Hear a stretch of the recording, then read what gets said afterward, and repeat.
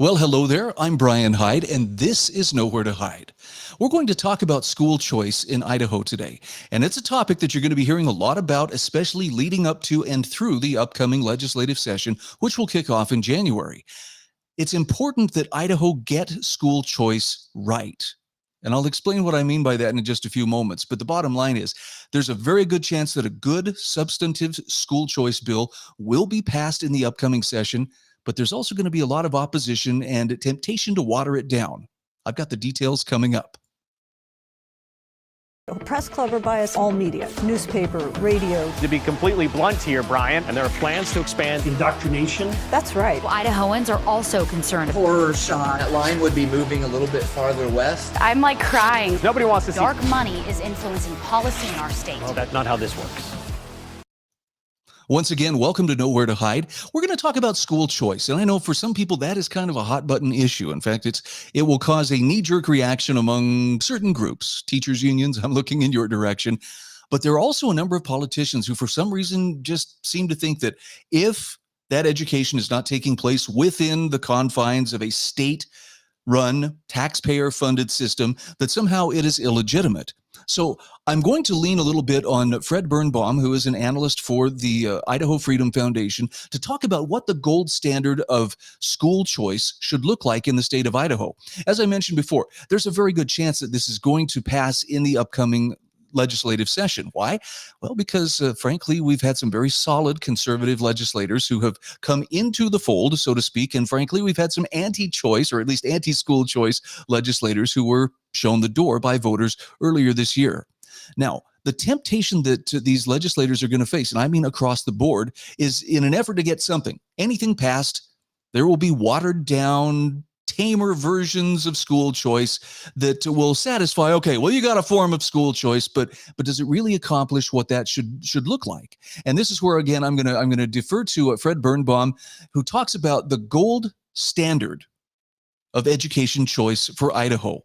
Now, Fred starts out by telling us a little bit about where we stand, saying, first of all, a child only gets one chance to secure a good educational foundation. When a child enters kindergarten or the first grade, parents should expect the best educational options to fit their needs. Now, historically in the U.S., this meant that more affluent families could decide whether to send their children to public schools or to private or parochial schools as an alternative.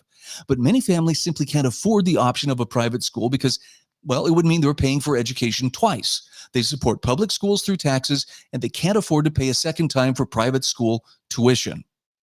So what comes next? Well, school choice is what would help level that playing field, whether it's through vouchers or education savings accounts or refundable education tax credits. School choice allows the money to follow the child to the best education opportunities, rather than simply shoveling more money into propping up a system that may or may not be meeting that child's needs. Now, Fred says the short-term effects are obvious. Parents disappointed by their public schools can opt for private or homeschool education and not have to pay extra. Students, on the other hand, can get the best education for no extra cost to their family. So the long-term effects, he says, are even better because the money follows the child. New and expanded private school opportunities will materialize. This is the blessing of competition. Homeschool resources will improve. Competition will incentivize public schools toward excellence and efficiency. Teachers will also see better opportunities and competitive pay for their good work. I know that usually when school choice comes up, this is one of the objections that you'll hear often from those who are very opposed to any alternative is, well, this is an attack on our teachers, as if you don't think they're doing a good enough job. No, many of them are doing a great job, and they would do an even better job if they were allowed to live up to the potential of their education prowess. But sometimes they're not allowed to. So going back to Fred's article, he says, as Idaho contemplates school choice in the 2025 legislative session, decision makers should take care to make sure that Idaho does it right. Now, school choice is an important policy, and it needs to be efficient. It needs to be effective.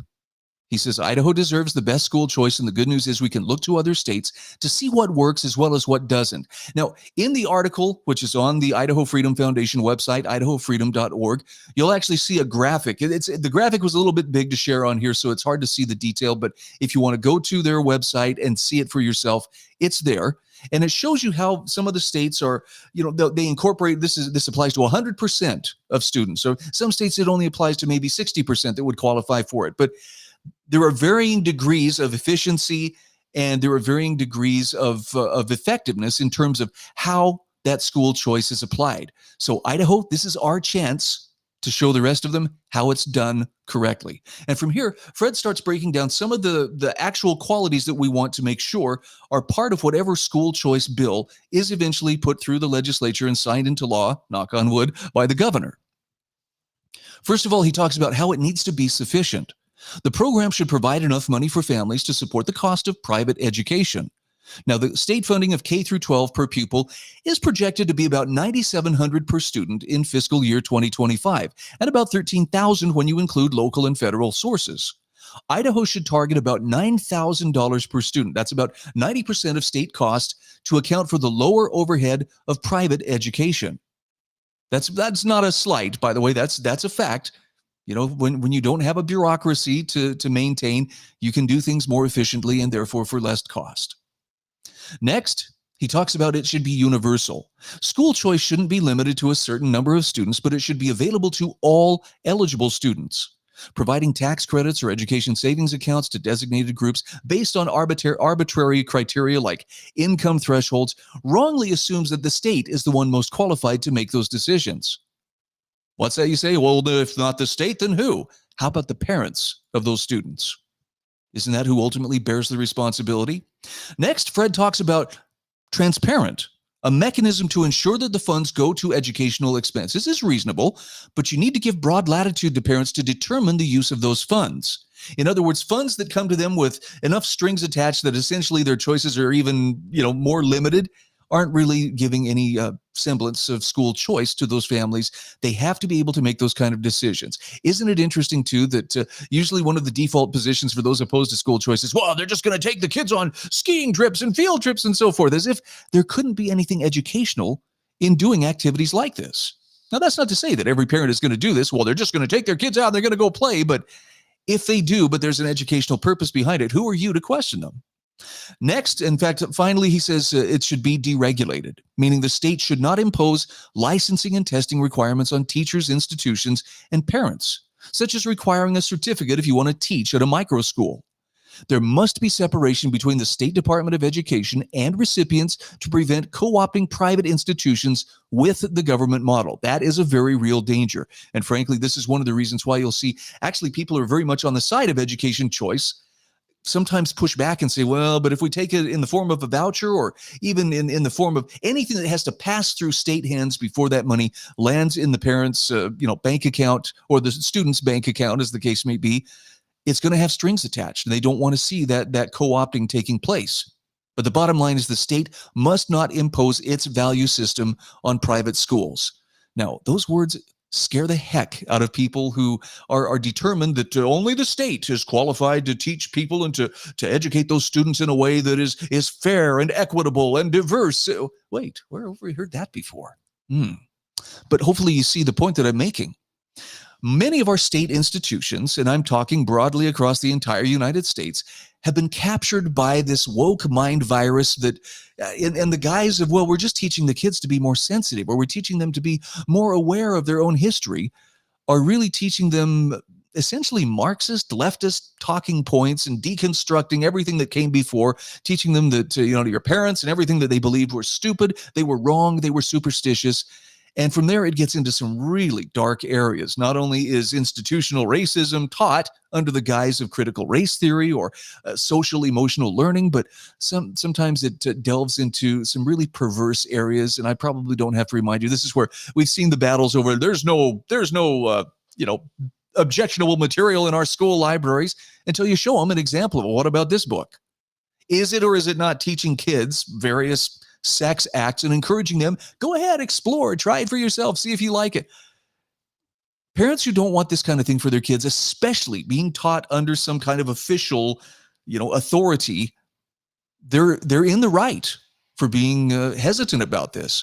And those who maintain that only the state can do this and parents aren't qualified, well, again, they're chanting the mantra of statism. If it's not under the control of the state, then by definition, it's somehow out of control. I think at some level, we have to back up and ask ourselves, what is the purpose of education in the first place? Really, what are we trying to accomplish? Are we trying to create minds that all think pretty much the same thing on the same subjects and that don't really stray outside the approved boundaries of what's acceptable opinion, and that pretty much, know their place. In other words, they know that if somebody in authority says jump, it's your job to ask how high.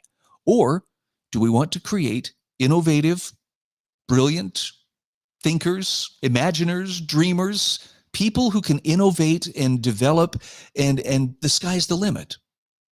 Because under centralized planning, that's not going to happen. People who are able to think independently and critically are a threat to such systems. It's I think there's an old it's a meme, but it's a play off of Charles Schultz's Peanuts, and it's a Peppermint Patty telling Charlie Brown, "Hey, the people in authority will never give you the information you need to free yourself from their influence." Something to think about. There are people, and I mean even good Republicans who are in authority, who feel like, no, those kids have to grow up knowing that the state is, how they should be that's who they should be looking to for their ultimate salvation. Parents, this is your chance to step up and make your voices heard, but study the issue out. I'm not telling you just go regurgitate everything you just heard me talk about here. Go regurgitate everything Fred Birnbaum wrote about in his article for the Idaho Freedom Foundation. Study it out for yourself. And if you agree that education choice matters, then hopefully you also agree it's important that we get these things right, because a watered down or otherwise neutered school choice bill really isn't going to be doing these kids a favor in the long run. So let's not pretend that, if we can just appease everybody or make everybody happy, somebody's not going to be happy. And the ones who are going to lose control, absolute control, are probably going to be the most upset. Let them. This is about the kids. This is about their education. Let's do what's right by them and let those consequences follow. I'm Brian Hyde, and this is Nowhere to Hide. Press Club or bias all media, newspaper, radio. To be completely blunt here, Brian, and there are plans to expand indoctrination. That's right. Idahoans are also concerned. Horror shot. That line would be moving a little bit farther west. I'm like crying. Nobody wants to see Dark money is influencing